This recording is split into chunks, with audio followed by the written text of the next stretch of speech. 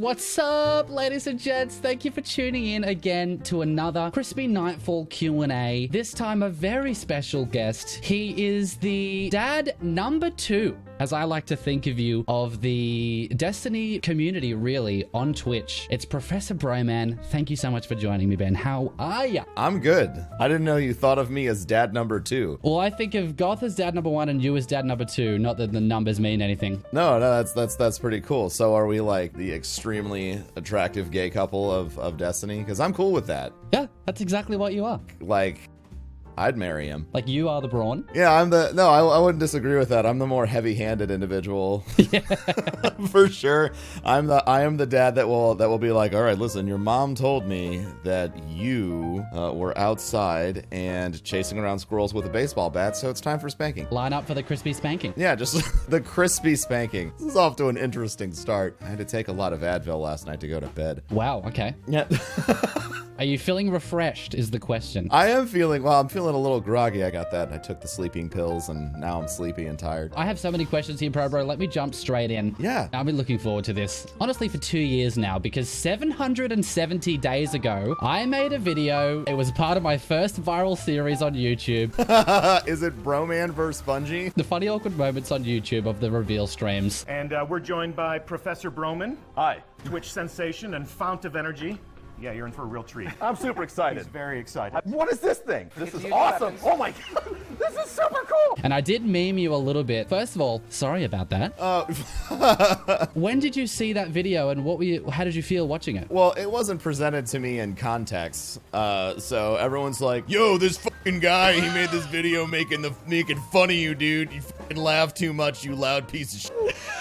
Yeah. That was just the post-reveal conversation. Everyone was mad that I liked laughing. So, and I was too loud, and it was my fault that the Bungie audio engineer didn't turn down my mic. So the first time I watched it, I was like, eh. But, then I was like, oh no, this shit's actually hilarious. Talk to me a little bit about the initial, was there like one conversation where you and Goth sat down and just kind of said, we have a cool opportunity here. What if we were to shape this community from day one? What was that like? Goth and I have a really interesting relationship in the fact that we both think about everything almost exactly the same way. So a lot of the things that happen, like synergies that occur, are just sort of things that we notice after the fact. We both came from the Borderlands directory on Twitch, and the Borderlands directory was very much the opposite of what you see when you're watching the Destiny directory.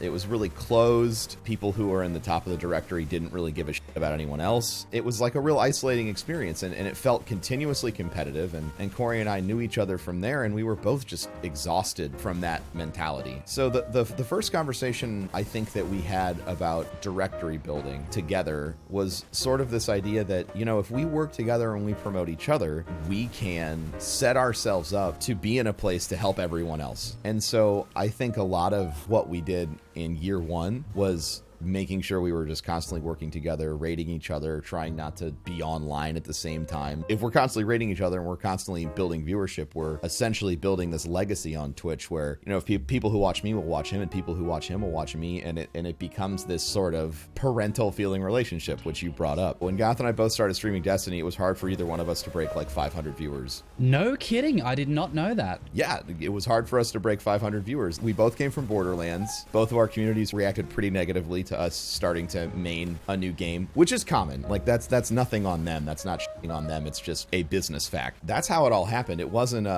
like Corey and I were titans before Destiny came out. We were successful in our own right, but the incredibly insane success from the launch of Destiny was not something that was, I guess, easily acquired. That's a cool origin story. I didn't realize, the early Dark Below days, less than 1,000 viewers. It was a tough time, and I think that that was, at this point, it was 3 years ago. Not everyone knows those stories, and we all fall into the intellectual trap of assuming that the way things are the way things have always been, right? Talk to me a little bit about this transition from going from, was it caring for disabled patients? I'm not sure what the right terminology for that is. It's always a sensitive topic. Yeah, so my old job was taking care of adults with disabilities. That was the last job that I had before I started broadcasting on Twitch. Well, yeah, so basically what that entails was like I managed the patient relationships, the doctors, the scheduling for all the staff that would be in the homes. You know, I would basically just give people a little bit of extra assistance, whether it was like bathing them or cleaning up their, you know, changing their diapers and stuff like that. Like that was my job, and I loved that. And I didn't really have an intention to transfer my career into Twitch at all. I started broadcasting because of charity, actually. Okay. I watched a marathon called the Hurricane Sandy-thon, which raised some money for some folks that were affected by a disaster. And I was like, oh, wow, like you can play video games and raise money for charity on this website. That's cool. And then I got involved with the speedrunning community. So ultimately, my interest in broadcasting on Twitch stemmed from this idea of gaming for good and helping people out in charity. I started broadcasting on Twitch because I found a game I loved speedrunning, Borderlands 2, and I wanted to interact with the other people who did the speedruns of that game, and so I started broadcasting on Twitch. That's so interesting, and you've stayed true to your roots right up to this day. I think the tough part was when I started broadcasting, like I said, I didn't have the desire to transition into doing it full time, but then it just sort of started happening. You know, I was getting more and more viewers. I got partnered, and back then getting partnered entailed having over 1,000 concurrent viewers for weeks on end. That's outrageous. To get your sub button. My God. I can't believe that, yeah. This isn't a back in my day story, but like, could you imagine the amount of complaining that would exist on Twitch if that reality was still true on the ground today? It's definitely a change for the better on Twitch, and it was a huge fight to get partnered beforehand. So, you know, remember how good you guys have it. You have a younger brother, T-Rex, who streams as well. A, has it brought you closer, which I assume it has, and B, what have you learned about your younger brother through both of you being streamers? We've always had a close relationship. But I'd say broadcasting brought us together closer because it allowed us to see, I guess, a different side of ourselves, or a side of each other. We get to see how the other one operates in an entertainment capacity, you know, how we think about, you know, structuring support, and I'm a huge business nerd, so we both run our channels really differently. And when you see how somebody that you know and love operates those things, it really helps you key into some differences that you have. Like, for example, I'm an extremely high energy person, and so when T-Rex started broadcasting, I was like, yo, dude, you gotta just like crush it and like be excited all the time and all this other stuff. And T is just not that style of human being. I always thought of it as like a weakness, right? Well, how are you gonna get people excited if you're not excited? But there are more ways to go about life than constantly being, you know, excited about everything. So true. And T-Rex is a really contemplative, focused, and honest guy. And I think that's what's driven a lot of his success on Twitch and elsewhere. It's because he exudes this really, really honest and thoughtful energy. And so people tune into him on Twitch and they're like, oh man, like this guy is always going to tell it like it is. He's always going to be kind to me. He's never going to yell at me, you know, and he's going to give me a level-headed answer about absolutely everything. And that's rare on the internet. Yeah, especially for gamers too. Especially for gamers. Yeah, like we're always like, this game's gonna murder this game. And then like people get in a fight, they're like, no man, this game's gonna skin this other game like a cat. And it's gonna go extinct. And like there's just so much aggressive language out there. I've learned from him that I need to dial back my energy and the way that I approach things sometimes, because it's really easy to come across as a jerk when you're excited.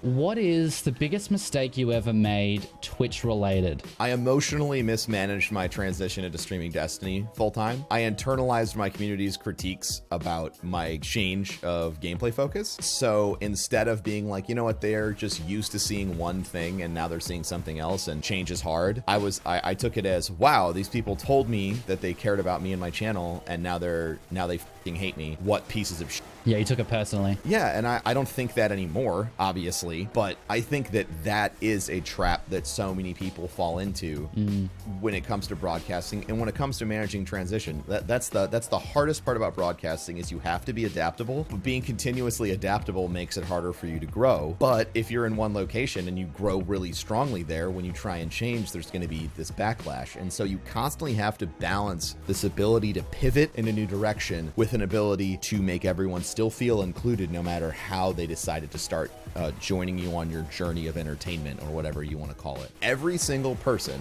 who talks to you is a person, and they have a full range of emotion. They have good days, they have bad days, and you really need to be the most understanding motherfucker on the planet. The better you can be at dealing with these, you know, whatever emotional reactions might be coming your way when you make change, overall it's going to directly correlate to your your ability to continue producing content and continue building your community. Emotional stability really helps with longevity on both Twitch and YouTube, I found. Absolutely. You have to be able to stand up against the storm of insanity that can come flying your way sometimes. Yeah, sweet Lord, people be crazy online. People be crazy. Well, that actually was one of my follow-up questions, which is, do you have a funny or favorite piece of hate that you've received? Oh, God, dude. There's a guy that came into my chat and Goth's chat one weekend while we were playing Trials, and he was just being an asshole in chat. And then he was, stream sniping us and being an asshole there and like constantly teabagging me. And so I was like, okay, I'm just gonna report this guy. So I fucking reported him on stream in front of everyone. I like hit all the report buttons, which folks feel really strongly about if you report another player. They're like, oh my God. It's like you're sending them to video game jail or something. So this guy took it. He was very offended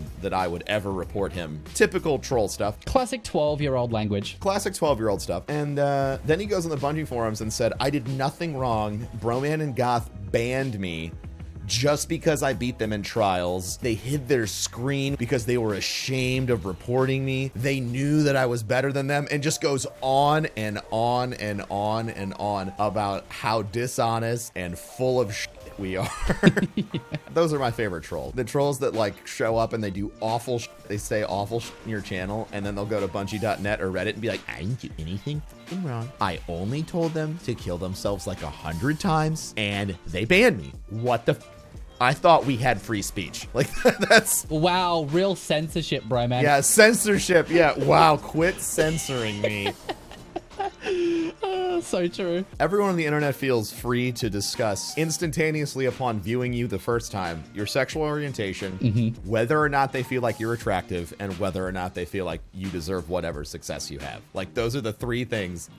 Anyone else think this guy is gay? And also that he shouldn't have a channel at all, and that he's fucking gross looking? The person you are online should match the person you are in real life. And if it doesn't, if you act like a piece of garbage, or if you act out of line with something you would do if you met an individual out in a park, then you should be removed. Well, wow, that was 30 minutes. Time absolutely flew by, Bro. Thank you so much for taking the time. This has been a real honor and a real dream of mine, honestly, since one of the first times that I watched you 2 years ago, to have you kind of on something that I did. So thank you. I'm still the guy that used to, clean up adults' doo-doos in their pants. So it's an honor for me as well, man. Thank you. Where can people check you out online? If you liked what you heard, you can check me out at twitch.tv/Professor Broman, or on Twitter, I am at Professor Broman, and on YouTube is youtube.com/BenWCA. And finally, super quick, there's an absolutely incredible thing happening right now, which is the Guardian Con charity stream leading up to Guardian Con, the actual event. So what's the elevator pitch for why someone watching this video should go and check that out right now, and how can they do that? So you can go to twitch.tv/GuardianCon to check out the charity marathon. We are raising money for St. Jude Children's Research Hospital. The focus of St. Jude Children's Research Hospital is to end childhood cancer forever. Everyone that they help is all provided for free of charge, because the entire hospital is run by the donations of people who believe in the cause. We have realized that the more communities that we embrace, the more lives we can save. As gamers, we can bring an end to cancer and show everyone in the world that gaming isn't just about trolling each other on the internet. It can also be, and should primarily be, about a group of people who are like-minded, affecting the world in a positive, impactful way. Well, the speech of the century, no doubt. And if you want to be entertained at all, go there right now. Twitch.tv/GuardianCon. Links all over the screen, all through the description. Please go there and consider donating. It's such a great cause. Stop watching the video. Go there now. Thank you again, Bro. We're out.